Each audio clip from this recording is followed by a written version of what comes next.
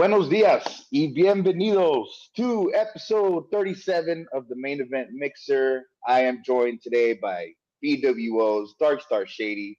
I am joined again by main event honorary member himself, Brad Bombs, for a fun Sabado Gigante special we got planned for you guys today. How's everybody doing this morning?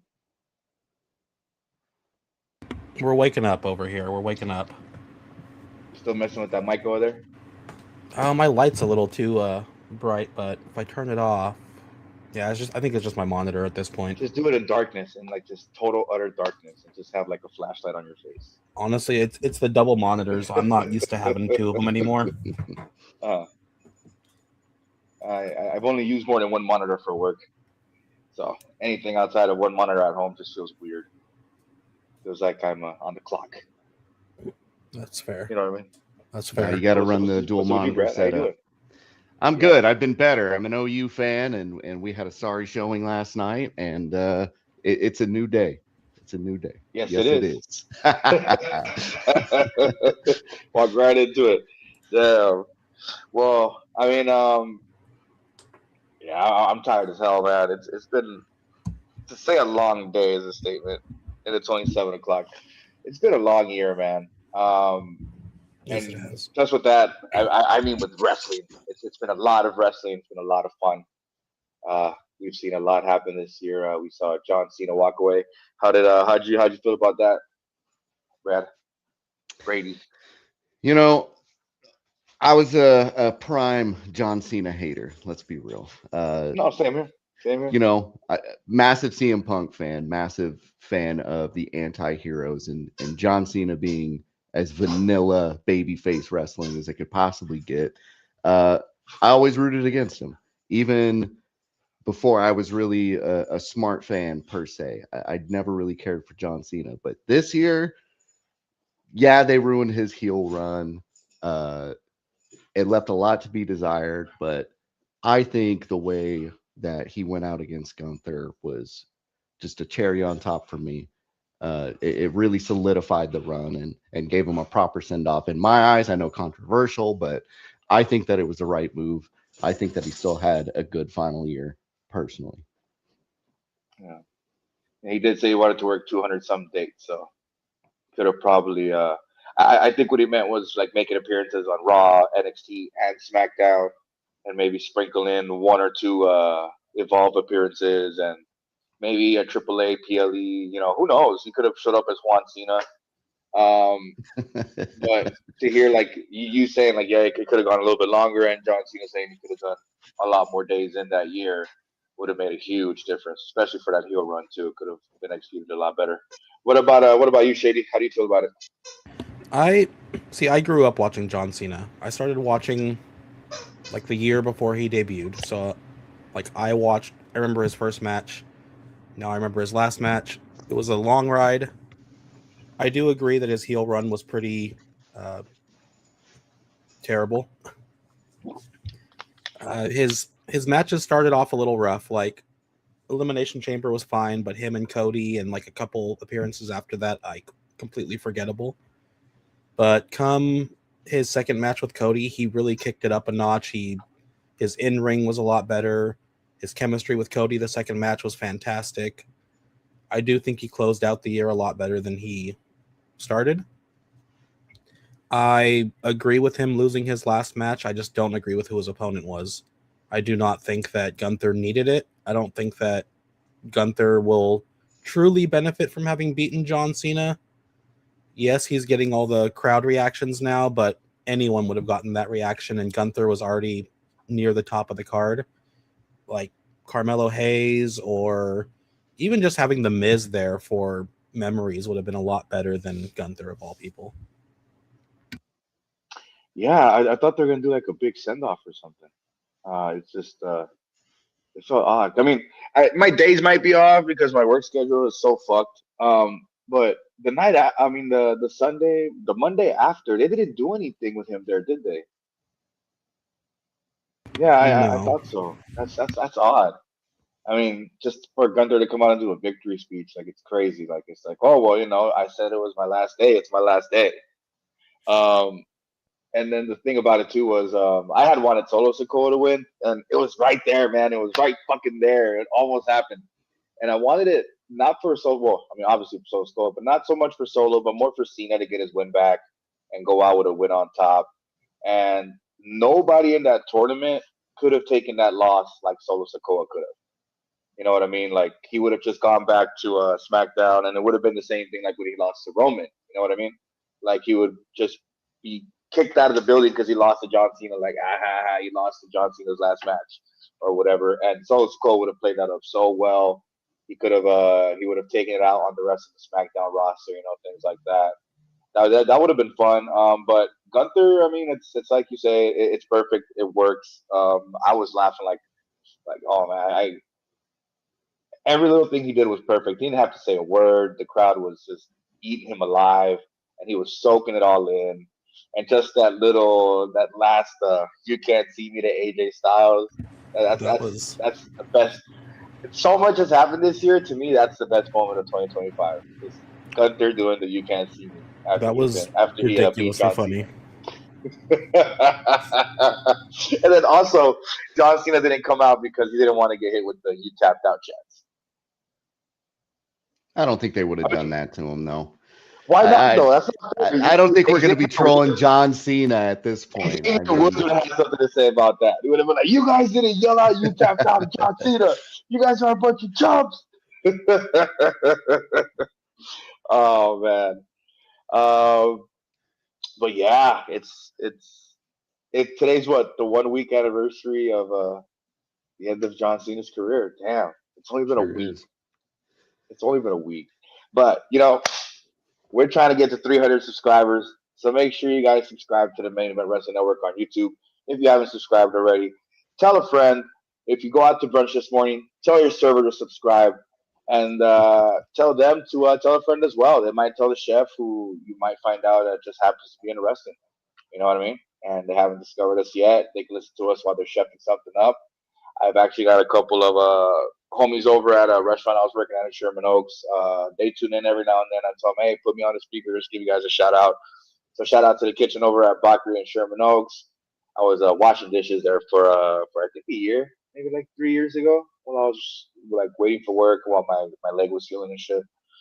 Um, but yeah, tell a friend, subscribe, help us hit 300. We're hoping to hit 300 before the year ends. We've got what 10, 11 days left. It's not impossible. So help us spread the word, guys. So what else happened this week in wrestling? What did I miss? You guys got anything I missed for me? Um, I missed most of NXT. I missed all of SmackDown, and I heard SmackDown was pre-recorded or something. So I mean, let's not do any spoilers. But if it was pre-recorded, just say yes. Yeah, it was pre-recorded. I actually haven't watched yesterday's SmackDown yet. I was out doing last-minute Christmas shopping all night. My plans to Mm. watch it sometime tonight. I did watch SmackDown. I feel like the difference right now between SmackDown and Raw is SmackDown just feels like it's recycling the same exact tropes and it's not going anywhere. Whereas Raw really feels like it's in control of the narrative and the story it's trying to tell with everybody. So I don't even get excited to watch SmackDown anymore. I'm quicker to watch NXT when you could have a botch with Thea Hale going on right now, and it makes me want to tune in even more next Tuesday because I'm like, whoa, this was not supposed to happen. Where are they going to go with this? So when you Yeah. have mistakes happening in NXT right now that are making it more interesting than SmackDown, we got a major problem. I can't even tell you half the people who are on SmackDown at this point. And you already know I'm a huge Aleister Black fan. I'm a huge Damian Priest fan. And we're still doing this. How long ago did they start this feud? And I'm bored of it. And those are two of my guys. Like SmackDown's got to completely change. It's killing me personally. I don't know about y'all. Yeah, Yeah, for you to not be happy with this feud, says a lot because I mean those are your guys, and I didn't even know what was going on because I haven't watched every episode. So to have oh he had a family emergency, but everything's good. Everything's good. Um, so the booking is it's not memorable. Like it's not catching people's attention. It's not letting people. giving people a reason to remind people about things. I mean, I'm down for Nia Jackson Nash Legend though, so I mean, I've been keeping up with that. I'll tell you what. Which Last Legend, by the way, has been awesome since debuting on SmackDown. So I called that one a while back. You know what I mean? She's got that powerhouse flair that they want in the women's division, that they need in the women's division. So it's gonna be fun to see what when she finally goes up against Jade Cargill eventually. But what else? But yeah, that's gonna be interesting for NXT, huh? With the women's North American title, because I had read something that they had pre-recorded episodes, I think, for Christmas week and the Yeah, week after. they were pre-recording, I think, 2 weeks. The next It had day already been after the botch. pre-recorded, or it was written. Yeah, it was written, Yeah, ready to go, and the and they had problem to like was just half the switch it up. people had already gone Mhm. home. So like people had Damn. been filming already when that Oh happened, man. and they had gone home. So they were like, "Well, we just messed up creative for the next month." Yeah, and then they changed the rule immediately. Now you can't go home right after the show, so they're going to treat it more like the well, that's what they do for Raw and SmackDown anyway, since they're traveling. But Well, I mean, they sometimes haven't done that that's what needs to much. happen to make rule changes. It'll Because probably they create a only better do that product. when for, and I think only recently, because before it was live, if I'm not mistaken. But I think just for what the last 3, 4, 5 years, they've had maybe 2 weeks off, Christmas and New Year's, and I think a week or two off for Thanksgiving, right? Something Because like that. all the big Monday holidays are still live. Everything else they're still live. They don't shut down a broadcast for a holiday or pre-record something unless it's an overseas tour. Then they'll pre-record something if they're about to take off. But yeah, that hasn't really happened for a while. We don't get pre-recorded episodes as much, do we? Unless they're No, like a just super show before No. Wrestle. Oh, and WrestleMania too. The WrestleMania week, I think they pre-record what a whole week in one night or something. yeah, they'll They have like usually that do super like show. a they'll do like one SmackDown if they're traveling like to Australia pre-recorded. That's really about it, other than holiday. Yeah, yeah. I think I remember seeing one for Europe too, the European tour. They had pre-recorded a SmackDown and the Raw, and then they were live on SmackDown the week after in the European tour.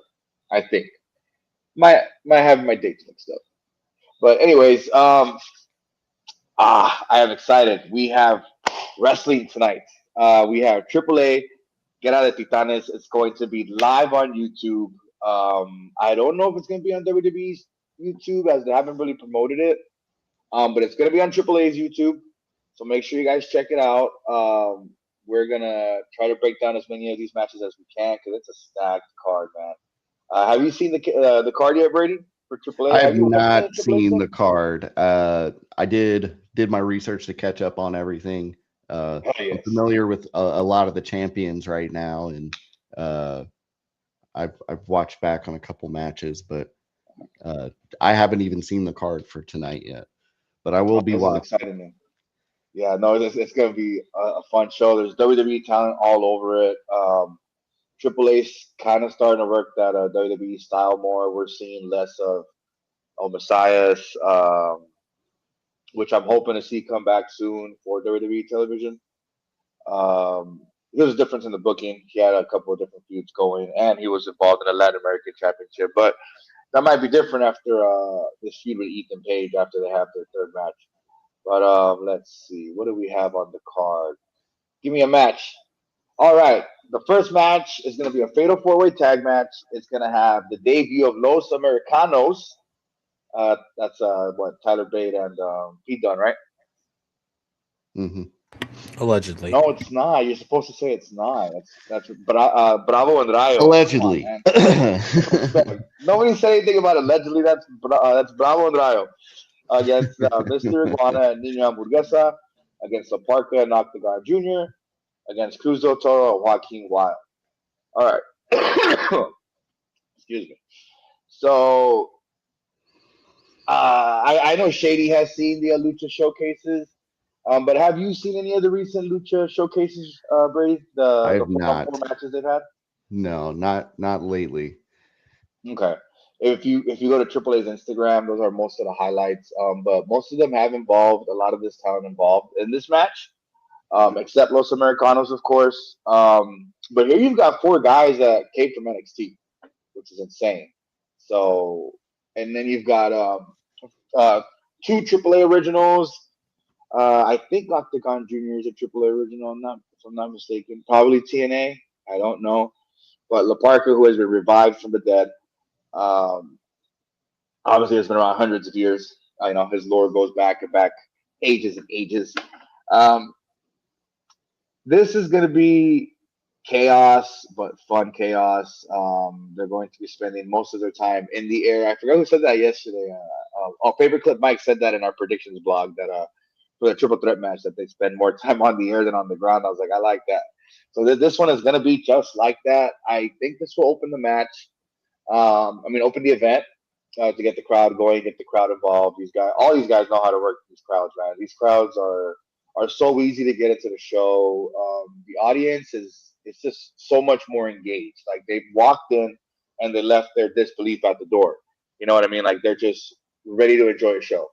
And if you watch tonight, Brady, pay close attention. Like these people just get so into it so quickly. The presentation is so much more different. If this is going to be a AAA presentation instead of a WWE presentation like they did for Worlds Collide, you're going to get to see something different. The way they open the show as well, they pay tribute to previous owners, previous GMs, in that capacity as such for TV. Um, but they play it up to be a big deal. They make it look sacred. They honor the legacy of lucha libre, and this will be a good way to get everybody into it. The fans are going to be very active. All of these people in this match are baby faces. I believe those Americanos are baby faces in Mexico too. So it's going to be hard to pick a winner, but I need to see Del Toro and Joaquin Wild get a win here. To be Oh, honest, that'd be fantastic, man. it's I mean, time, they dude. are It's time. They they're deserve a win. truly underrated in all the Hmm. products, and like they always have crazy spots, but they never get a memorable win per se. So that would be outstanding to kick off the night that way. But really, anybody out of these four teams, totally respectable in my opinion. So we'll see Yeah. where it goes, and it's great because a lot of times you kind of see where the booking's going to go. In this one, it's just a fun match. So Hmm. it'd be cool to It can see go where they anywhere. go with it. It can go Could be either way. anybody. Yeah. The only thing is we're going to be robbed of a La Parca solo entrance, but it is what it is. How do you feel about this one, Shady? I'm excited for this one. Predictions blog. If people aren't reading it, I did pick La Parca and Octagon Jr. as the winners. But like he said, anyone could win this one. It wouldn't be surprising if Los Americanos take this one in Mexico. That gimmick overall is just crazy over down there. Like They're gonna it's start buying those masks. like it is crazy how different the reaction to some of these guys are. Like how different it is in the AAA shows versus main roster. Um, but not to jump ahead to anything we may talk about later, but I know we like year is ending. AAA has been some of the best shows of 2025. Like I've Hmm. enjoyed everything I've watched. I had never really watched any Lucha Libre before now, and just getting to know the superstars there, getting to see the shows, the presentation, it is incredible how well done it all is. Yeah, you can see the difference of a care and time they put into it. But we got Tino in the house. What's up, Tino? Um, and you say you're still picking Parker and Octagon to win this? Yeah, that would still be my pick for this match, just because I think Laparca is really cool. I know he goes back almost as far as El Grande Americano does as far as Yeah, lore goes. Like he's almost at that same like level of just incredible talent, well loved, and that would be my pick. But honestly, anyone that wins this, I'll be happy with. yeah. It's gonna be a fun opener. Like this crowd is gonna eat this matchup alive. But let's see what we got up next. Kick me the next one. Oh, this one's gonna be good. We have Natalia, Lola Vice, and Fabio Pache versus Las Toxicas. So Las Toxicas are right on their way to WWE. They've signed all three members. They should be popping up on NXT any day now. And this is going to be their sort of a field test to test the audience to see what kind of reaction they get out of them. But man, this team of Natalia, Vice, and Fabio Pache is stacked. that is a crazy team, dude. If if Toxicas take a loss, it wouldn't be a bad thing, considering who they're facing. But man, this match is gonna.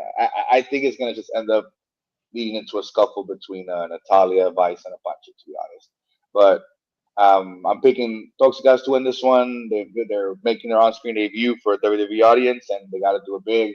So when they come into NXT, people know who they are. So what do you think, Shady? I've got to agree with you. I love Natalia. I would love to see her win, but I think there's just too much tension on her team. Uh, from AAA, the last few shows, like I'm mad they haven't put a title on her in AAA, and I'd love to see her get a win, but I think that she's just going to end up fighting her own team more than the other. Mm-hmm. Yeah, because the AAA women's champion is in Las Toxicas, Flammer, and they've all been feuding with her for the title. They've all been feuding with each other, and she's been able to manage to get away with win after win after win, across them and other challengers. So just for this 3-on-3 to happen is sort of a spot filler for something bigger for tonight, because tonight's got some really big matches. Um, but just these three against these three is going to be big. It's going to be a big match to watch, a big match to follow, another one to add to Natty's catalog of extensive work she's done in AAA. Have you gotten a chance to see her AAA work yet, Brad? I did a little bit of research, but my biggest concern is when are we going to get a Natty Neidhart pure just a-hole heel run? That's what I'm saying. I'm not talking about, oh, I trained in the heart. Like, I want the badass Natty Neidhart heel run. Give her her flowers. Give her a respectable, true wrestling run. It's cool what she's doing here. It's cool the background training uh, with some of the lesser experienced folks, but like I want her to get her flowers playing a good character, not just, oh, I'm a heart. Do you know who my dad is? No, give me Natty for real. Yeah, But yeah. no, clearly Las Toxicas getting that dub here. I don't think that you got to build up your stars, especially with what they have going in the future. And then, of Hmm. course, any kind of tension you got going on here, you got to get that narrative going as well. So I think this is going to be a hot match too. I think it's plenty of experience, great wrestling baddies in this match. So we'll see. We'll see where it goes.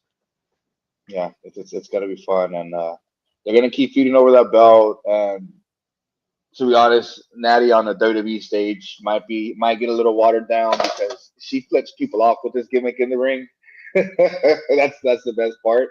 You guys, if you guys haven't watched the full AAA events, go back and watch all of Natty's matches at least. They're all available on AAA's YouTube. I believe some are on WWE's in English. But if I'm not mistaken, the AAA channel does have an English dub, or it has subtitles. But she gets pretty raw. She gets pretty gritty. You'll see a different side of her that not a lot of people have gotten to see. That you just see in Instagram reels is literally just a glimpse of what she is. She steps her game up, her grittiness, her rawness, just her toughness, everything. It's just all seriousness, no bullshit, no fun and games. Like we're going into the scrap, and she's using her technical abilities with it as well. So it's a scary combination. On the main roster, it might get watered down a little bit, but here it works, and it works beautifully. So I now we picked winners. Move on to the next one. Ooh, this one's got some beef too. Dragon Lee versus Hijo del Vikingo. Have you kept up with any of this, Brady? Any Dragon Lee stuff? I know you love LWO. Yeah, I have not kept up. I have not kept up with all the happenings with Dragon Lee and in this match, but I know it's going to be absolutely insane. It's going to give Dragon Lee a chance to showcase what, we're getting a glimpse of it lately. He's really been able to show out, and with everything that Dragon Lee's been doing since he's gotten signed, I feel like they haven't been showcasing his potential whatsoever, and he's been getting overshadowed by Penta and even Ray Phoenix. But I think this Hmm. would be a fun, real, like, all right, he's starting to break out, and we're starting to see uh, what everybody else has been missing, being able to really wrestle in that lucha style and show off his real repertoire against one of the goats right now. Whether AAA wants to respect that or not, I know that they've been We don't go. wishy-washy on him. But yeah, no, this will be an outstanding match. I'm really pumped up for this one. Yeah, it's if Dragon Lee can get away from Rey Mysterio, he'll be awesome. He'll be great. I mean, you know what I mean? He took that tag match for AJ Lee. Look at him, he got championship. If Rey Mysterio wasn't injured, he would have been like, "Oh no, take a step back, Dragon Lee. I'll handle this," and he would have been tag champ. The Or certified if Rey he come into Mysterio hater. no, I mean I could already see it, man. Or like when Rey Mysterio is like quote unquote ready to go, like full on. I mean, I know he is right now, but once he's done with Logan Paul and he has to sell LWO shirts again, he's gonna tell Dragon Lee, "Hey man, you've had some fun with that tag title. Let me take it off your hands and I'll carry the belt with AJ. Way to go, kid."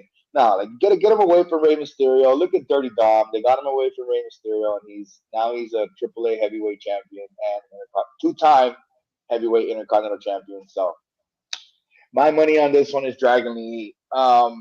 Putting on a hell of a show, like you said. Like, I mean, I know Vikingo's gonna get the win here. He just turned heel, and the only reason people hate him is because he took the belt off Del Rio. So he might as well embrace it if they're not going to take him as their champion. He's been doing excellent work with it. He knows how to work a crowd as a heel, so let's keep building to that. He could turn it to somebody they like, eventually. I like this. I like this vision they have of him as a heel, letting him run with it, ride with it, and him beefing with Dragon Lee just is going to catapult not just Vikingo but Dragon Lee as well, as both of them one on one just get to, like you say, show off their repertoire, show off their extensive catalog of work they've worked together before. You know, so when you've got chemistry like this and you're as skilled as both of these guys, you can only put on a great match. And this will be another one of those matches that will help draw in more WWE fans, more fans of Dragon Lee, fans that only tune in to watch Dragon Lee. So I'll take a win anywhere I can get it. And for this one, I'm thinking Vikingo. What you say? What say you? Uh, I'm gonna be honest. This is probably the match I'm least looking forward to on the card. Uh, I've got Vikingo winning this one as well, but I just haven't cared about Dragon Lee since he was in NXT. Like, I Mm-hmm. think they've completely fumbled him as far as main roster goes, and that's not Yeah. me saying I don't like him. It's just me saying like they haven't put in the work to make him a star. He's been background. He's been side character. Mm-hmm. Mm-hmm. He's been That's what pseudo I'm Rey saying. Mysterio. Like That's he's what I'm been, saying. yeah. So I'm hoping that he's going to like show something where I will be like, oh yeah, I do like him again. Because in NXT he was great. Like that was like peak when I was watching NXT very very regularly before he got called up. Mm-hmm. And I just since he's been on the main roster, I just haven't cared when he's on screen. They just didn't have to put him with LWO. I mean, you don't have to No. put everyone with LWO. Like I understood Cruz del Toro and Joaquin Wild sticking around. They kind of built off that with Santos and everything. The whole thing with the original Legado del Fantasma. But having just adding someone like Dragon Lee, it kind of made sense to help add more members and stuff, but it hasn't helped this cause since it's only like you said, it's put him in the background. It's made him a background character, a side character, and like Brady said, he was also overshadowed by Ray, Phoenix, and Penta. Their debuts were looked on more than his. More people were more excited for them than his. They were like, "Oh, when's Ray Phoenix and Penta gonna come to WWE?" And in the meantime, we've got Dragon Lee. Like, what's wrong with Dragon Lee? Like, y'all ain't happy with Dragon Lee. Like, let's enjoy Dragon Lee. We got him. But putting him with LWO just hasn't done him any favors, man. So get him away from that stable. Get Cruz del Toro and Joaquin Wild away from Rey Mysterio as well. Just let Rey Mysterio go off and be on his own and get his ass kicked by Logan Paul. They don't need any of that. That's not their fucking problem. Next match, we got Wagner 3 versus Ethan Page, Part 2 for the AAA Latin American Championship. Man, oh man, there's just so much I can say about this angle, about the story. It's it's rooted from a fatal four-way match, and it's just taken off from there, man. And to be honest, I have to say that the person who has done the most work in this angle has been Ethan Page. He hasn't. I'm not gonna say he's carried this angle because they both done the work, but Ethan Page has gone out of the way to make Instagram reels about it. Well, I don't know if they're Instagram or TikTok, whatever, but make reels about it, talk about it on NXT, talk about it when he's off doing other things, and just to show how much it matters to him and how important it is to him means a lot to me because it comes to show the respect he has for this AAA brand, the respect that he has for what he's been given, what he's working with. And if you haven't kept up with anything AAA, this is another thing that you're missing out on. I mean, yeah, they had their match in NXT Halloween Havoc with Wagner 3 on his way to NXT, I think, in weeks, to be honest, because after this match, after Wagner 3 wins, these guys are 1-1. And you got to do hair versus mask, man. And if they're going to do Wagner 3 on the main roster with his brother and they're going to be goons, maskless goons, Ethan Page is going to be the one that wins this rivalry. But either way, we haven't had a hair versus mask match in a while. It'll be fun for the WWE audience, and this is going to be one of those matches that you don't want to miss. I would put this in the category for what's going to be one of the best matches of the year this year, even with it being this late in the year. So if somebody does a highlight show on the 31st, I will nominate. Chances are I'm going to nominate this match for match of the year. So all ego Ethan Page is going to be a superstar one day, and this is going to be one of the matches that people will remember for it. Shady. Wait, we can't go to the next match. We're not done talking about it. What are you doing? Just rushing us ahead right there. What's the about this one, Shady? This is probably going to be my match of the night, which is crazy for me to say because when Ethan Page came over to NXT WWE, I didn't like him. I know I'm not supposed to like him. Like, he's a heel, he was a jerk, but I just didn't really care about his character. But his work in AAA has been fantastic, and I think I put it in the predictions blog. Like, there is so much time between each of these events. I think this match was set up like very, very early, like first week of November, and we're just barely getting to the match itself. But Yeah. he very much carries this feud. He keeps it relevant even when they're not showcased weekly. And just seeing him in AAA and how well he's taken to wrestling against luchadors and in this style, it's made me like him a lot more, just from an in-rings perspective, just from his character itself. He is a champion over there right now, the mixed tag team with Chelsea Green. Yep. They're hilarious together. Like, I love what they're doing in AAA, and this is my match of the night right here. And they're just going to help sell more tickets. Have you seen anything about this one? How do you feel about Ethan Page? I'm big Ethan Page fan personally. I think he's a great character wrestler, and he's not bad in the ring. He's not a technical god, but I think he really shines with his character work. I think he could tell a story in the ring, and this is mutually a beneficial match and feud for both guys, right?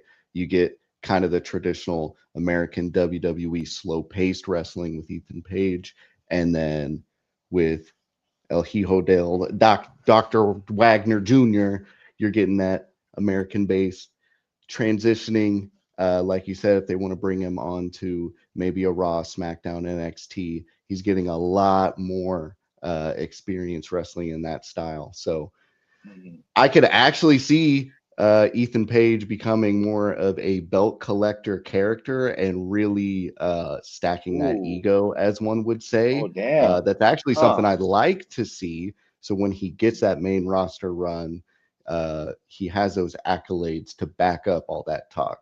So he could say, "Oh, you want to know why I am all ego, right? It's because these are my achievements." I like that. I like that. And way better to see him. I think he's flourishing way, way better in the WWE than he ever was going to in, say, AEW or something. I did get to see him wrestle a few times in the Indies, and that man, he has not lost a step. He just continues to get better, and that's definitely somebody you want to build upon as a future star in the company. So love to see what he continues to do, and I don't even think a loss here would hurt at all, because like y'all said, what he's doing with Chelsea Green is fantastic. It is something I've been following up on. So this will be a fantastic match. I can't wait to see this one either. So Yeah. Before we move That's on, fun. I do want to say I could see him as that belt collector as well. I would like to see him as a triple champion, one of the first ones we've had in a long time in WWE, but I don't think it's going to happen tonight. Have we had triple champions? The Miz, right? Yeah, No, the only one I could think of would be the Miz, but those technically. belts were quote unquote well Yeah, because they weren't defended separately, right? They were always defended unified, right? After they got both. I believe so. Yeah, Because who had them? Carlito or Primo, right? I think before because who ended up with both championships? It was Miz and Big Show. yeah, Show Miz was it? I believe so. And Miz was United States champion. Remember, he was walking around with two belts, and he was wearing the U.S. title. I think. Oh, that's crazy, man. yeah, he had the But both tags in US. That was the only thing I could think of with three. Ethan Page is definitely the guy that could carry three belts across the two companies, but I just don't see it happening quite yet. damn. So maybe what round three? Yeah, round Winner takes three. all. Winner takes all. Winner takes belts and hair or mask. Damn, I like that. That's a big one. Well, And one hell, of if the he biggest gets the characters. mask too, that's his third championship in a way. You know, he could flaunt that. There's a lot of directions you could go with this feud. Like this is the opposite of Damian Priest, Aleister Black, right? Like, no, feed me more, man. Hey, not a Ryback reference either. Damn. Keep him Definitely out the of it, opposite but of give Damian me Priest. more, man. Oh man, yeah, because it's just like Shady said, they've carried this feud this long. It really has been a super slow build, but it's a feud that matters, and this is gonna go to the crowd too. The crowd's gonna eat this up. It's gonna be different for Ethan Page to have this match without home field advantage. So see what happens. Go to the next one. All right, we got the AAA World Cruiserweight Championship.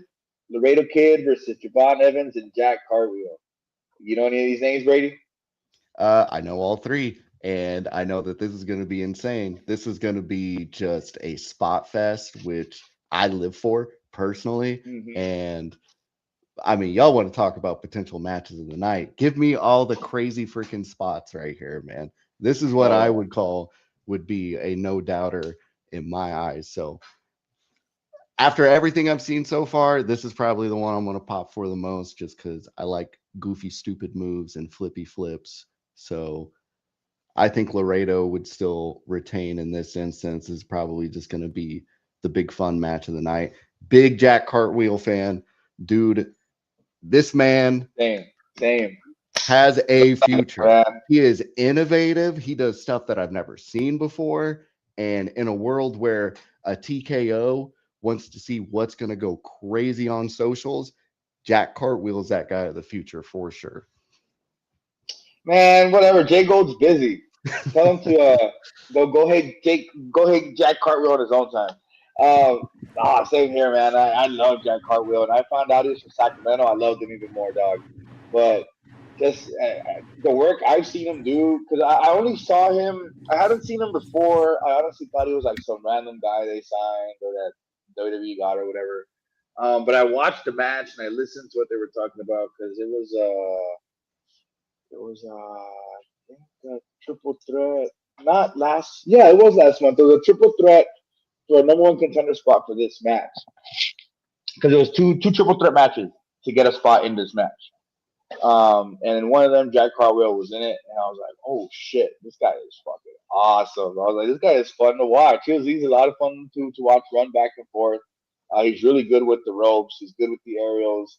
He's good at doing this thing where he like clears the rope a certain way, and he does it so flawlessly. I'm like, It's oh man, clean. and then they slow motion it every single time. Like that's so fucking clean, dude. Like just the crisp movement, the exact pinpointed time where you know where you have to jump, and you're good. And it's just, oh man, that guy's got a future ahead of him. I mean, there's just so much. I mean, with this cruiserweight championship in AAA, I've gotten a lot of reminders to the Cruiserweight Classic. It's a lot of fun.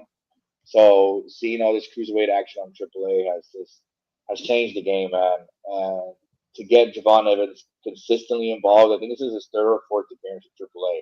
To have him consistently involved with AAA has done wonders for more for AAA than Javon Evans, to be honest. Javon Evans is over as hell in Mexico as well. I mean, how the hell could he not be? You know what I mean? He's awesome as hell, and it's gonna be fun to see him show up in Mexico again and just get a crazy pop. You know, people love this guy. They're going to be on their toes for him. If this dude had a mask, it's probably one of the top selling masks in Mexico, to be honest. Um, so Laredo Kid's really got his work cut out for him in this one, to be honest. Javon Evans is hungry as hell. He's had a taste of main roster action. You know what I mean? He had people like me pulling for him to pull the upset on Gunther. Um, and you got Jack Hartwell, who's just getting started as well in the Fed. So there's so much for these guys to earn from this match alone, from this exposure. And I don't know if it's going to be enough for Laredo Kid to, you know, be able to find a way to win against either of them. So I'm going to pick Jack Cartwheel for this one, man. Katie? Say, being a Sacramento boy, you'd think I'd have Jack Cartwheel on my prediction, but I've actually got Javon Evans. This is the one in the I saw. BWO. All of us picked someone different. But Javon Evans, he does fantastic in AAA. He does fantastic pretty much everywhere he goes, though.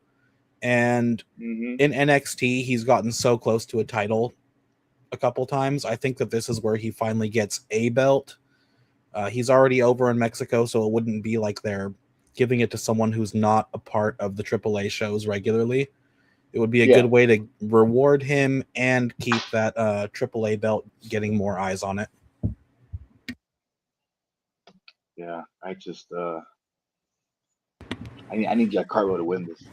It's going to be a fantastic match no matter what. Like, this is going to be one of the top matches of the night, but I got to say Javon Evans. So three of us completely disagree too. I mean, yeah. It's that's great. That's happened on the blog too. We all picked a different winner. Mike had actually picked Laredo Kid too. So it's just one of those matches, and the cruiserweight action is always so much fun to see. It's a lost art that doesn't get the credit and highlight it deserves, the spotlight it deserves, and seeing it here in AAA just might help them open up their eyes to it a little bit. And if we don't see it on the main roster or on NXT, I mean, this could work on NXT too. But if we don't see it on NXT, but we get it more in AAA next year, it's gonna do wonders for some talent that don't get as much time to shine on NXT or Evolve, and need a little bit of extra fine tuning, or just might have a little bit of extra game to provide for the Mexican roster. It's gonna be a big deal. So For sure. I'm more for more cruiserweight matches, man. Bring back the Cruiserweight Classic. Yeah. This guy knows It'd be the perfect time when you're talking about Evolve, TNA, AAA, NXT, the main roster. I mean, you could have an insane, like the greatest Cruiserweight Classic of all time right now. Why not capitalize on it? Screw it, man. We need more tournaments. Bring back Mae Young Classic. We already got King of the Ring going on. Questionable booking on that, but bring it back. Bring it all back. We love tournaments, man. And then they love the gimmick pay-per-views. My thing was always just bring back the old school King of the Ring format, man. Like make it like just one big fucking pay-per-view. Like you want to bring back older eyes, that used to watch the program that were dedicated to it. That's one of those things, like the fatigue. In some cases, when Rikishi had an injured arm, those kind of things play into it. So it adds to the suspense of the tournament, and it actually keeps you guessing. And in these tournaments too, like if they do it in one night, the booking can change on the fly because anything could happen. So I'm all for bringing back all the classics, like you said. The Mae Young Classic, especially, that gave a lot of women exposure. We'll talk about it on a future episode now that you mention it. But if you look at the list of the women that competed in those two tournaments, how many of them have gone on to become superstars either in WWE, AEW, TNA, or across more than one of those three or anywhere else in the world? You know what I mean? Like, I think it's a very small percentage of talent that just didn't end up anywhere. Like, literally almost everybody out of those tournaments ended up a bigger name than where they started when they came in.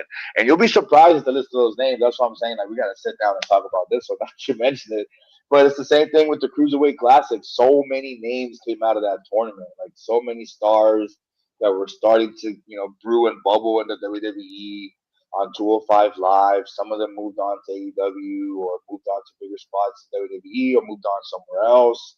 I mean, names I could already think of just off the top of my head are Mustafa Ali, Tommaso Ciampa, Johnny Gargano, Swerve Strickland, of course. Can't forget. But just bring back the Cruiserweight Classic, and then in the finals, once you win, you either get to go after the X Division Championship or the AAA Cruiserweight title. Boom, let's do it. That's that, dude. You called it. You don't have to make hire this guy. You know what I mean? You need to make a new belt. Like for what? Like there's enough belts as it is. Like just exactly. Boom. Yeah.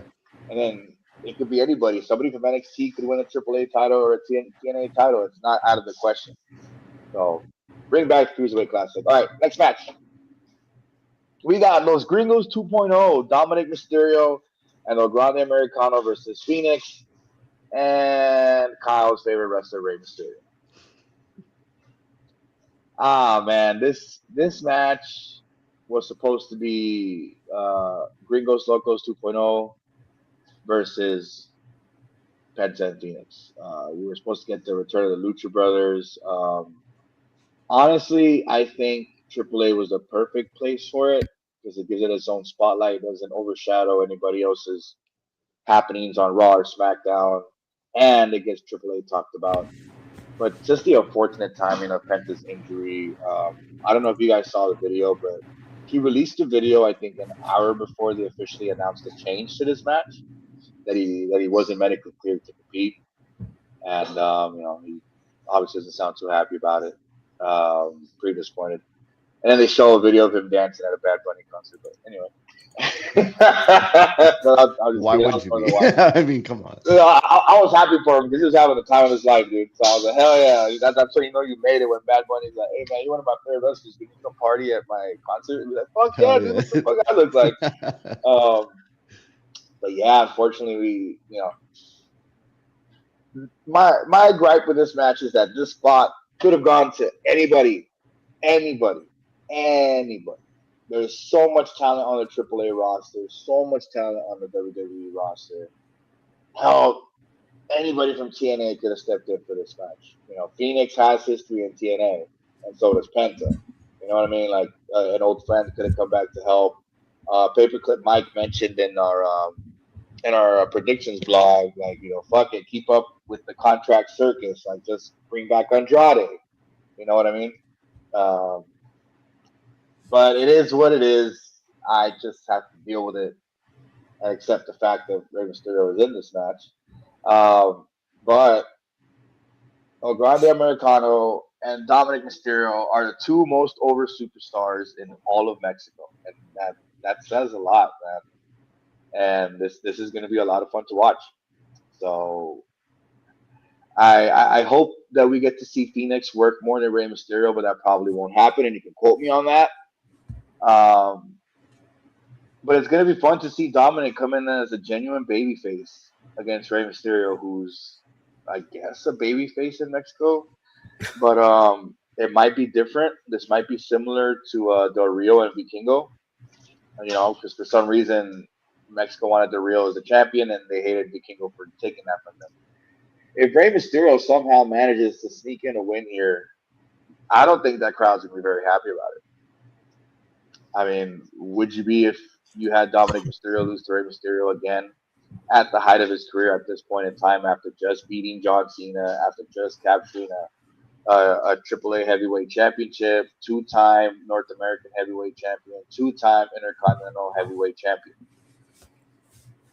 I don't want to see Dominic Mysterio and Grande Americano lose this match, and I don't think anybody in Mexico would want to either, or America, to be honest. What do you guys think?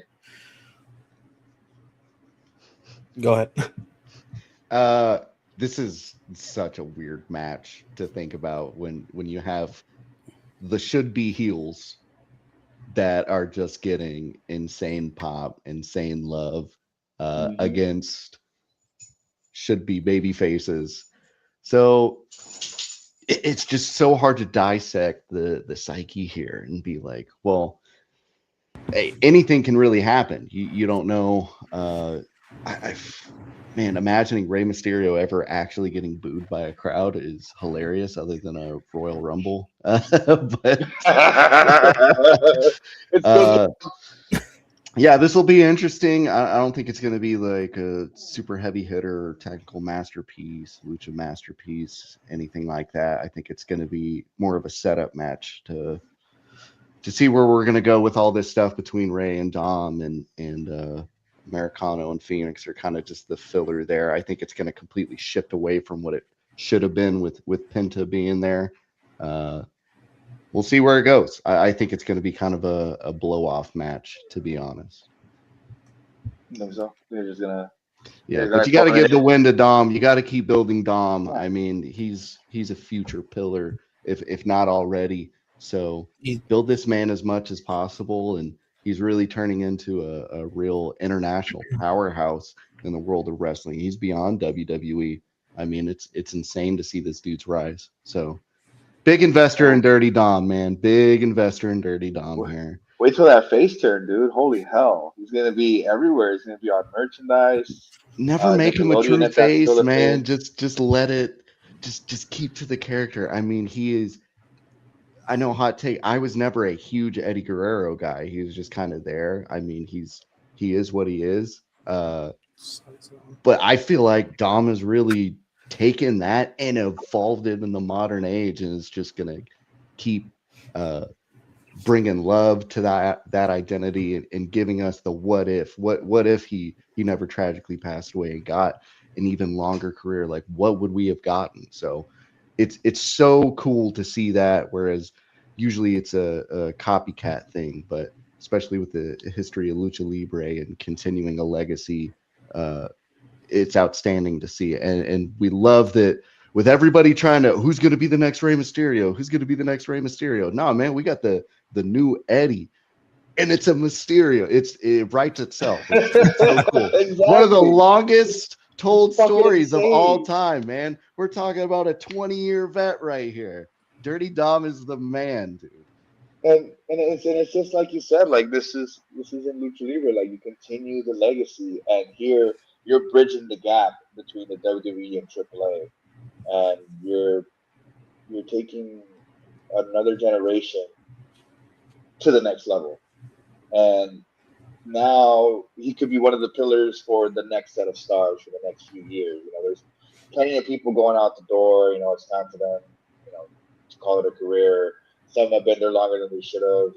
I only say this because I've seen it. They said it. I watched the Instagram reels. Okay, but we're gonna need more stars, and this isn't like the first, second, third season of NXT where you had stars that didn't get a chance to get over naturally like today's NXT stars. That's why people like Braun Breaker, Rhea Ripley, Bianca Belair, Io Sky.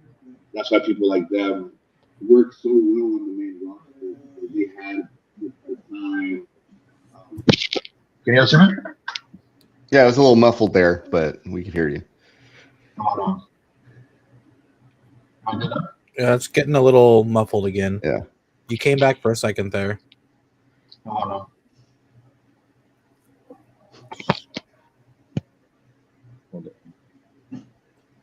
Technical difficulties.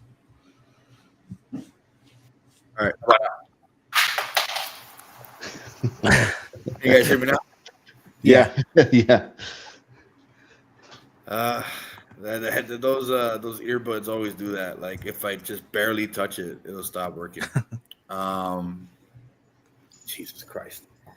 But yeah, I mean, you give them a chance to slowly build and learn where the cameras are, little things like that, learn the business. It'll be easy to transition to the main roster and become a star. So now you've got Dominic Mysterio, who's going to be a pillar for that next set of stars, like Brady mentioned.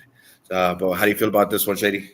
This is going to be I have the opposite opinion. I think this is going to be a crazy match, not just filler. We've got Ray Phoenix, who people were excited to see come to WWE. He's got history just about everywhere in the world you can think of. You've got a 20-year veteran. You've got one of the longest like histories in Lucha Libre, and then you have Rey Mysterio. Like, I think this has to go to Dominic and El Grande Americano. They are way too over in Mexico. I agree with you. This should have been literally anyone but Rey Mysterio. I think up until Rey is finally ready to retire and let Dominic get over on him, they should just not be mixed up together. I'm so over seeing Rey Mysterio come back to Dom. He has nothing else going for him, so he tries to ride on Dom's coattails. Yep. This is to the point where Dominic should have beaten him 2-3 times in a row, and Rey Mysterio keeps getting to go over on him. It's like, why? Just go away. But I will say I'd rather Rey Mysterio be in this spot than be in a number one contender spot on this card for Dom's title. The absolute last thing I want to see is Dom drop this title to Rey Mysterio at any point. Mm-hmm. So I'd rather he be in a tag match against him than be in that number one contender spot, which is, I'm afraid they were going to do that since Rey Mysterio came back. But we got, like I said, 20-year veteran and one of the longest histories in Lucha Libre on one side of this here. Very excited for this match, and I'm really hoping that it ends with Dom pinning Rey. Yeah. That would just be perfect. It's got to happen. And I knew something was up as soon as Rey Mysterio was like, I never won that title. Like, it has something to do with you. Like, this is about Dominic Mysterio. Like, instead of being like, oh my God, my boy won the title that he deserves, or, oh, he's the first Mysterio to win the Mega Championship. No, we had to make it about himself. God damn it. Why? Like this. Just move on, old man. You know, go find something else to do. Go sign with AEW or something. I mean, he was at the first All In, so you know what I mean. Like, I don't know why he never went over there. Like, I mean, would anybody be against him being there? I wouldn't be against him being in AEW. I have nothing against AEW. I enjoy AEW from time to time. So, anyways, we'll go out to the main event. See what we got. Can I go one more thing real quick? Oh, wait, yeah, go for it. Yeah, I do want to say I do agree with Brad. I do not want to see Dom go to be a babyface. He's been getting cheered since WrestleMania. He doesn't need to be the babyface, and his heel persona not only works as a heel, but the crowd is behind it. Like, keep working it. And I do want to say I could see something coming up in this match where maybe Liv does make an appearance as well. I know there's a little rumor going around that she might be getting a AAA title shot in the future. And we could see Liv make an appearance tonight just to get her in the AAA view. Get in the AAA universe. Mm-hmm. Yeah, that WWE AAA universe is getting pretty expansive. So it's going to become a WWE production very soon. But I think people should check out these events while it still has that original AAA trademark to it while you can, because by next year it might be a different story. Who knows if they change up the presentation, if they don't think it works, but we'll see what happens. Let's go to the main event. Man, this is another one of those where they've just been letting the fruit ferment, man, and make some really good booze out of it, because this oh man, this started with the White Sixes showing up. Well, because they had cut a promo, and I had a feeling they were talking about Pagano and Psycho Clown when they said Master Paint in the promo. But a couple days before, I think it was Worlds Collide, Vegas. Uncle Howdy, more Bo Dallas and Uncle Howdy had to cut a promo about clowns and stuff. And not exactly clowns, but he was hinting towards clowns. And I was like, I think he's talking about Pagano and Psycho Clown. And then at Worlds Collide, White Six shows up and destroys Psycho Clown and Pagano. So it's been something that's been going on as well. There was also a match. I think it was a tag match. Dave the Clown and Murder. Dave the Clown and Murder Clown. They interfered, or they showed up and made a teaser. But they've slowly been building this match for what I think. When was Worlds Collide Las Vegas? Do you guys remember? Like 4 or 5 months ago? Yeah, it's been a while. Like, I mentioned it in the blog. These matches have such long build-ups that it's Mhm. almost hard to keep track of when they start. Yeah, because they have and they have house shows. I think they have 2 house shows a month, one pay-per-view a month, or every 45 days or something like that. But the Wyatt Six have found a way to appear every single time there's something going on with either Dave the Clown, Murder Clown, Psycho Clown, or Pagano. They make their presence known. So they made that open challenge, Pagano and Psycho Clown, for the tag titles. Wyatt Six didn't show up. After the match, they showed up, beat him up again. And it led to this. It's going to be 4-on-4 action. We're going to get the Psycho Circus, which I never thought I'd fucking say, compete against the Wyatt Six. This is going to be like Sanity versus Authors of Pain, but just upgraded to insanely over the top comical proportions. This is going to be one of those goofy wrestling for life matches. It's going to be a lot of fun. I think it's going to be a hardcore style match, or maybe it's just a tornado match, or it's just a fancy name for a 4-on-4 tag match. But we're going to get to see Uncle Howdy in the ring, guys. I'm Good. excited for this. Yeah. It's going to be fun. So to see Psycho Clown, I believe they signed all 4 of them already to new WWE contracts. And they're all supposed to, there's 5 of them. They're all supposed to be going to NXT. This is going to be a lot of fun to watch because you've got 4 guys that just absolutely excelled in NXT and different classes of NXT against 4 guys who have put in the time, the grind, and the work, and are going to be going to NXT next. So this is one of those things that these events are for, where you can test the audience, test the market. If this works out fine, it'll be something you'll see on the main roster in the future. More often, you'll see more matches against the Psycho Circus. I mean, they worked the tag scene, they worked the single scene, but to get them involved in 4-way matches is going to be interesting later on in the future if this works, because now you can put them against the MFTs, the Vision, just for shits and giggles. What other 4-man stables? Dark State against Psycho Circus would be fucking fun, man. But this is going to be the main event. It fits the narrative for the event, the War of Titans.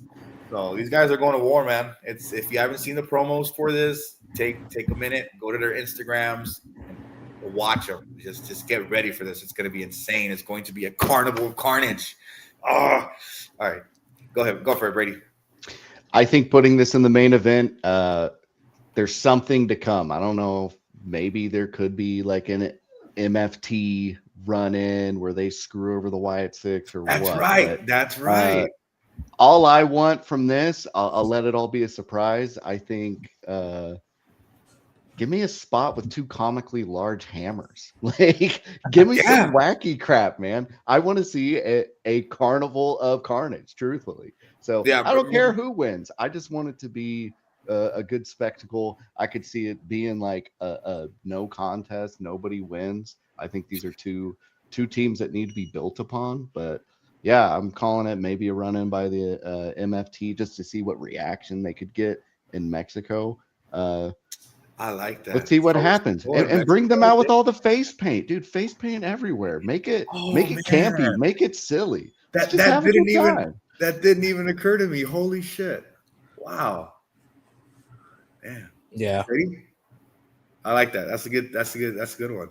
And now the gears are turning. Holy hell! Solo Sokola in Mexico. Damn. Wait, what say you, Shady?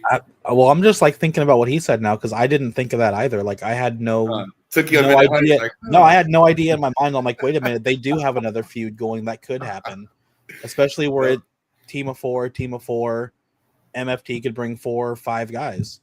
Mm-hmm. That did not cross my mind at all. But this is going to be a great match. The Wyatt Six don't get the TV time they deserve in America. They've been tag champs. They're the longest champions on the roster right now, and I don't know the last time they've really done much of anything other than be in the background of shots. They make the sporadic appearance here and there, but they're not wrestling as much as they should. They're not a focus on the main roster despite being the longest champions. So I'm excited to see them wrestle. I put it in the predictions blog. Dexter Lumis is one of my favorite wrestlers. NXT, I thought his character was creepy and amazing. And in the Wyatt Six, they showcase his wrestling really well. Like him as half of the tag champions, they do utilize him really well. He gets to show off his skills without even really having to be himself in this moment. But I'm excited to see this match overall. It's going to be good. And now that I'm thinking about it, we may just get interference. Fuck it, bring in all the stables. Bring Dark State in too. Fuck it. The Hardys, everybody. The Hardys. Bring everyone. Bring the fucking carnage, dude. Like you just and this could have been a cinematic match. I mean, it can be. This is. I mean, this card is pretty loaded. I think we went through eight. This is our 8th match, maybe. There's been quite a few. I'm like that. Yeah. I mean, I really wouldn't mind a card. cinematic match. Or maybe in the future they do a cinematic match either at the at the Psycho Circus or at the Wyatt House, something like that. Thoughts on the Repo Man? I thought the Repo Man was gonna be the mask guy, to be honest. I really did. I thought the mask man was either gonna be Omos or the Repo Man. I was wrong. Oh, like son of a bitch, that's Omos. It's Omos. The Repo Man. Shout out. And I always see it on Simon Miller's show too. He's like, it's the Repo Man. But fuck. This is gonna be bring Repo Man 2 into this match. Bring everybody into this match. Everyone but Rey Mysterio. What is it? I don't think they don't have any other events till February, maybe. But if you subscribe to our channel on YouTube, we'll be sure to talk about the next one, and you won't miss it. But I think this feud's going to carry on over still, regardless of who wins. The Wyatt Six have made it known that they want the AAA tag belts. I don't know if they want the AAA trios belts, which the Psycho Circus also has. But just imagine the Wyatt Six with 5 more fucking belts. And just put them all on Rowan. Rowan just walks around with all of them. Like a big ass tree. I do want to see the 2 big guys just hoss it off, man. Murder Clown and Eric Rowan just did the typical big guy spot where the crowd just like, like just waiting for it, the slow build. Big meaty men slapping meat. Like really keeping ear out. Like really keeping ear out for that crowd. Like they eat stuff up, dude. Like I think it's only going to be like 15, 20,000. It's in Guadalajara. Like 15, 20,000 people maybe less. But just the difference in the reactions is going to be something to hear because they fully embrace the madness of Lucha Libre. They, like I mentioned earlier, they suspend their disbelief. They just let it ride. They enjoy the show. They're there to enjoy a show. So that's what you guys should really look into doing tonight if you got nothing going on, or it's on YouTube. Play it on your phone in the background while you're doing something else, But it's gonna be a really fun lucha show. I stress it over and over and over. That's why I put on these mixers. I try to do more mixers with AAA. We're gonna try to do it more for next year. But now that it's part of the WWE programming, it's like you might as well talk about it. We might as well watch it. We might as well enjoy it.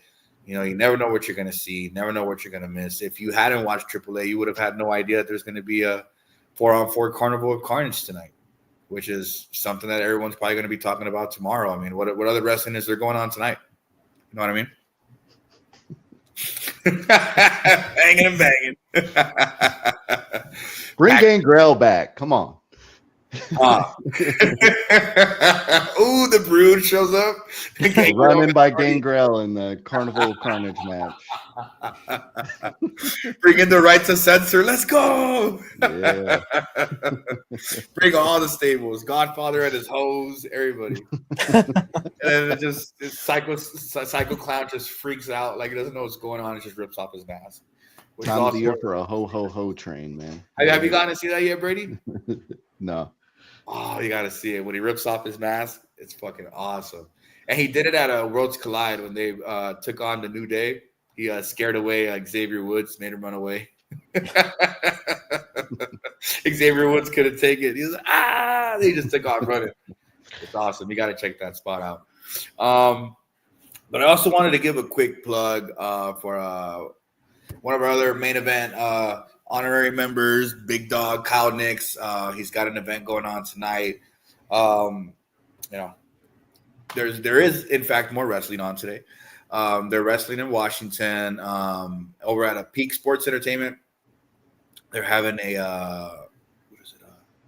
they're having this event with a Peak Everett Cafe. They're getting some funds together and stuff, raising some money for a good cause. They're going to be live on TikTok.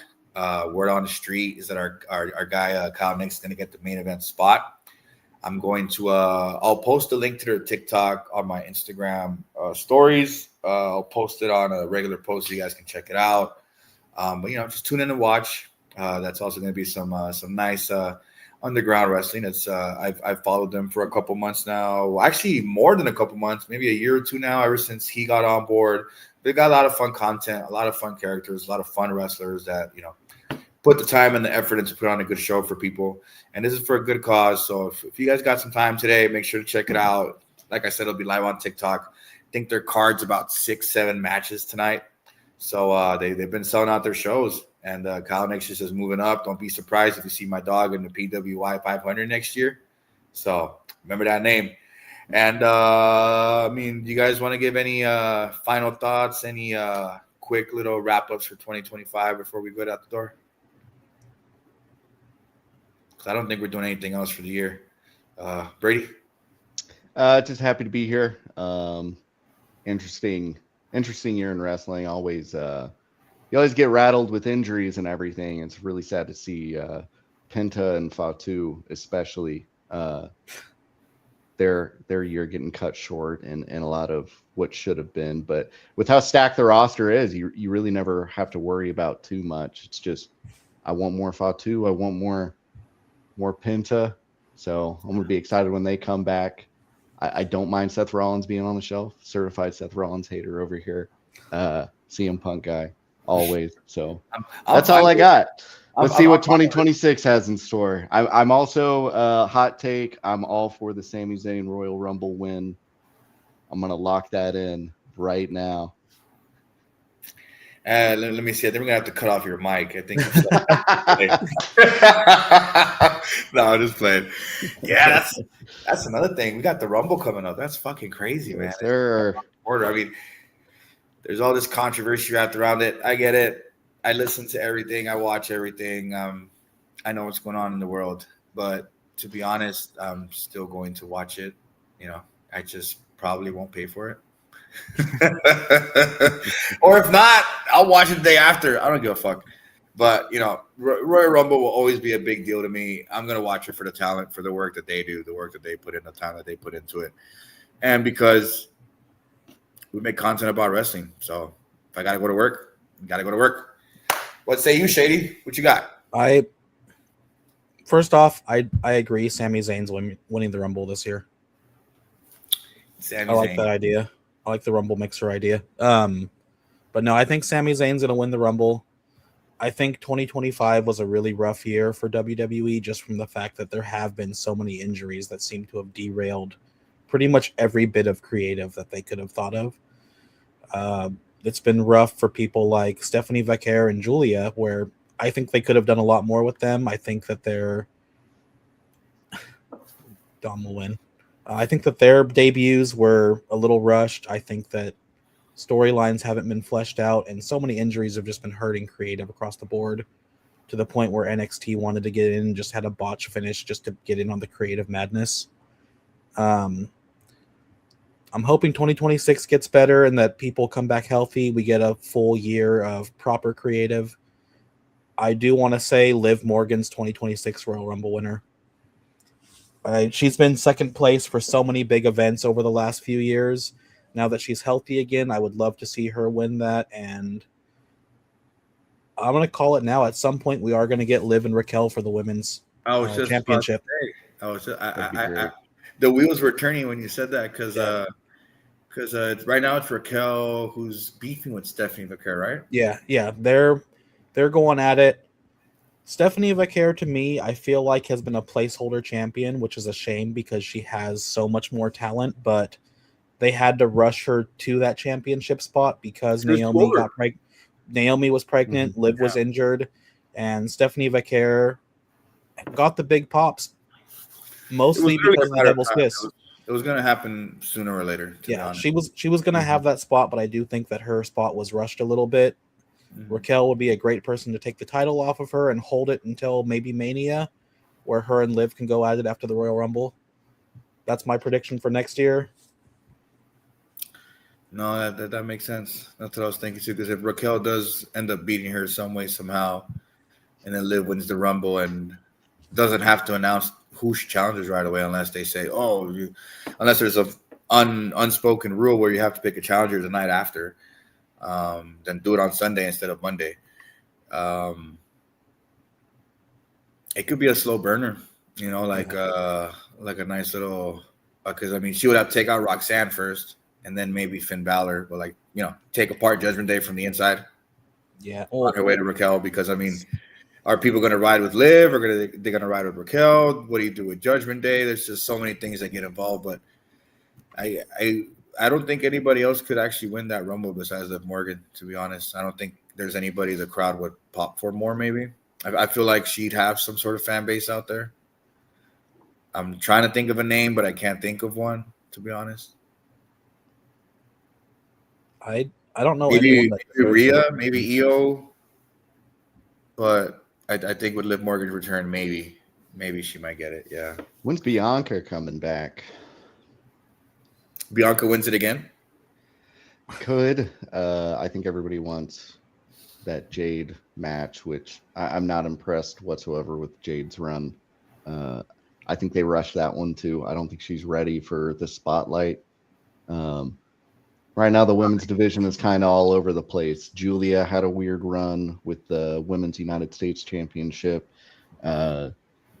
Nobody's really being exposed, and yet there's so much good women's wrestling going on at the same time. So I don't think they've figured out how to book how vast the women's divisions are right now. So hopefully that gets fixed in 26. But biggest heartbreak of the year for me, man, Naomi's run getting cut short, albeit by a good reason. Happy for her, but man, I love current Naomi. She goes so hard. The music's great. The attitude, everything. She was my favorite female wrestler right alongside Stephanie Vaquer. Honestly, I was so excited for that run. So I hope that we get to continue that next year when she does come back. But it might be, shout out Big Jim. I think it's going to be a while before she comes back, though. I think she's gonna focus on being that mom. She's always gone all in. Like the Glow character, she went all in on that. You know what I mean? It wasn't just like oh look, I'm glowing. Like her presentation, she put time into it. And this new heel turn recently was just shows her growth. It's probably a character she had in her back pocket for a while that it's like, oh, if one day they let me turn heel, this is what I'm gonna do with it. Or you something happens in wrestling, in your angle, in your feud, and it just clicks. Like, oh, wait a minute, proceed with caution. Then she saw Telephone, Lady Gaga and Beyonce, and she saw Lady Gaga wrapped in caution tape, and she was like, that's where it all started. You know what I mean? But yeah, I agree with you guys. I think those are going to be our Rumble winners. Elimination Chamber is going to be fun. I want to see what they do with that. It's going to be an interesting build-up for WrestleMania, but it's right around the corner, guys. We just got to get past Christmas, and then we can move on to the Royal Rumble. So just want to give a quick closeout remark. I really appreciate you guys for coming in for me today. Appreciate you guys coming in last minute, of course. It was hard to get some guests for this show. I was like, we got to do one more mixer for the year. We got to do one more AAA special. You know, I mean, we've got wrestling on tonight. You know what I'm saying? Like, why not talk about it? So I appreciate you guys as always for coming through. It's been an awesome year. It's been an honor having you guys here with us. I'm just excited to see what new opportunities come up next year. So just to plug, We just dropped a predictions blog. Shady just dropped a new blog. I should be dropping a new blog either today or tomorrow. I'm going to be doing a new 5 at 5, which would be 5 people that John Cena has never pinned, who he has had a match against. So these are going to be people who he's had matches with but never pinned. So it's going to be a fun list. I think that'll probably be the last one for me this year, maybe one more. At Blog World Order, we're going to have one more. No, we're actually done with predictions blogs for the year, but we may have one maybe the day before the New Year's, the 1 year anniversary of Raw on Netflix. So we've got that to look forward to. And I know Shady's dropping one this week, but I'll let him plug that. But we at the Blog World Order, we did, I think, about 62 blogs this year. Yeah, 62 blogs as of today. 62 blogs in 2025. We're probably going to double that next year. So we appreciate each and every one of you guys for riding along with us for the ride. Thank you all 30 to 40 of our loyal readers. You know, it all starts somewhere, and it all starts with you guys. So thank you for giving us reason to keep doing this, and we'll keep doing it as long as you guys keep reading our stuff. Shady? All right. Yeah, it's been a great 2025 as far as having joined the network, and I'm glad I finally got in on another mixer because I've missed the last few with work. My work schedule's gotten pretty chaotic, and I moved to full time, so I don't have as much free time as I did in the summer. I did just move one of my blogs over to the main event site. It's called One Match, One Moment, One Promo. Each week, I go through the episode of Raw and SmackDown, and if there is a PLE, I go over that as well and just pick my favorite 3 moments, like one match from the weekend, one moment from the weekend, and one promo. Just talk about why they were my favorite standouts.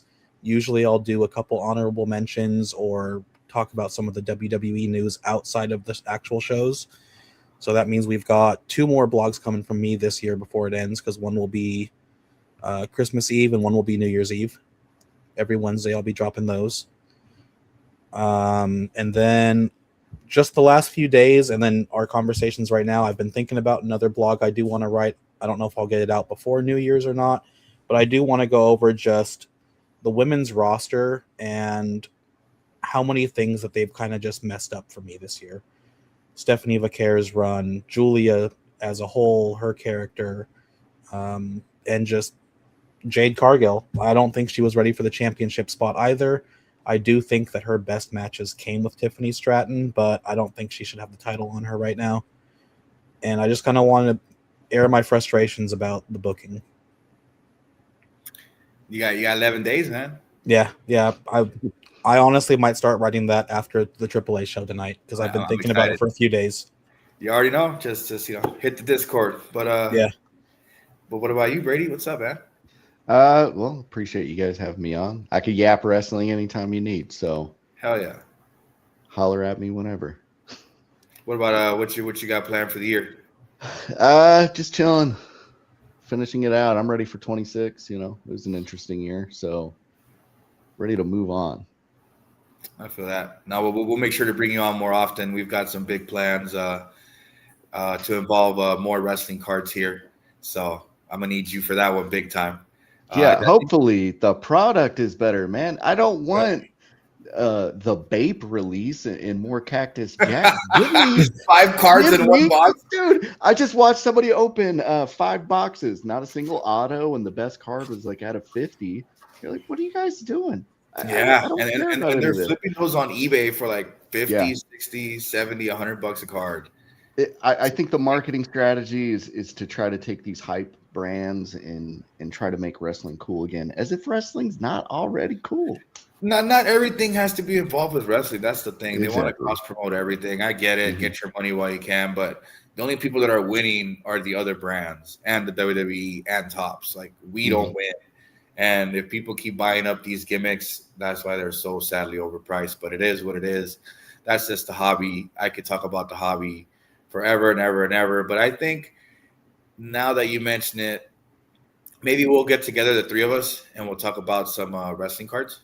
Maybe like 2 or 3 weeks or something, we'll have like a wrestling card exclusive episode, and we'll get people into the hobby so they know, what the hell we're talking about with expensive and waste of money and stuff, and what cards to buy and whoever.